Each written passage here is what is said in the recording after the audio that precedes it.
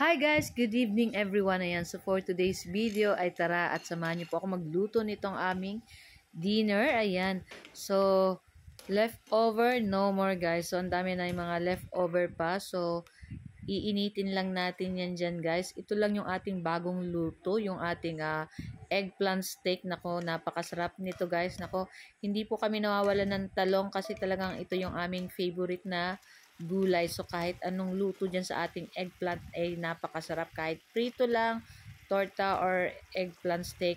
So meron din akong leftover dito na seafood galore, charot galore. So meron yan na meron yang ang tawag niyan hot dogs, meron ding hipon, saka may crab.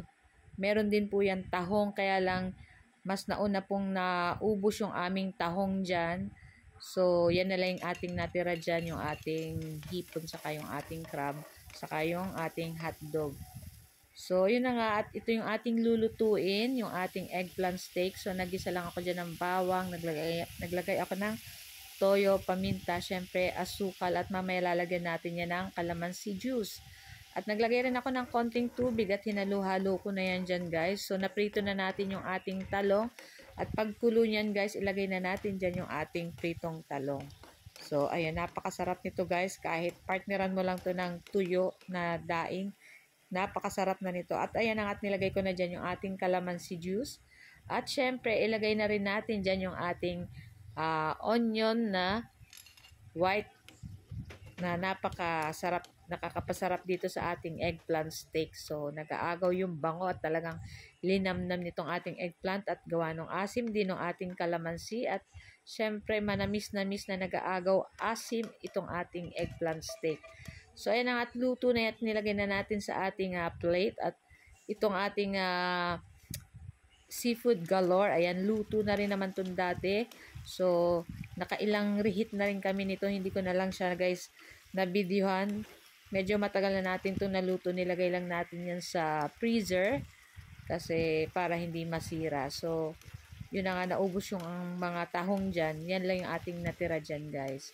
So, kung mayroon po kayong sweet corn itong buo talaga, mas maganda po yan. Kaya lang, wala akong nakitang sweet corn, kaya ang ginamit ko lang guys, yung kernel corn na nasa lata. So, yan na nga guys. So, i-transfer na natin yan din sa ating plate. At ayan na nga, syempre mayroon pa rin tayong leftover na tawag niyan, ginisang ampalaya na may itlog. Syempre mayroon ding meat. So, yan, puro tayo gulay at yung ating mga leftover saka yung ating seafood. So, tara na guys at samahan nyo na po kaming kumain ng aming dinner. So, kayo po ba guys, ano po ang inyong dinner? Ayan, share nyo naman. So, itong ating seafood, talagang manamis-namis at nilagyan ko yan ng ketchup, oyster sauce, syempre inano natin sa butter, tapos syempre may konting sugar, yan, tapos talagang malinamnam at talagang masarap. Ayan, so tara na guys at samahan nyo na kaming kumain.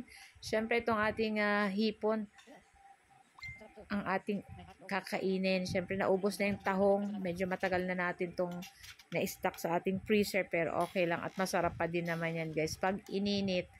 So habang tumatagal nasarap po yan. Ayan.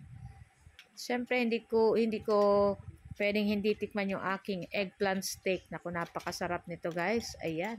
So guys, ito lang po ang aming video today at sana po ay nag-enjoy kayo. Huwag niyo po sanang kalimutan mag-like, mag-comment at syempre pa-share na rin po ng ating video. So guys, thank you for watching and see you next video again. Ciao! Bago na maubos ito ay magpapaalam na ako. Thank you! Babu! Sarap!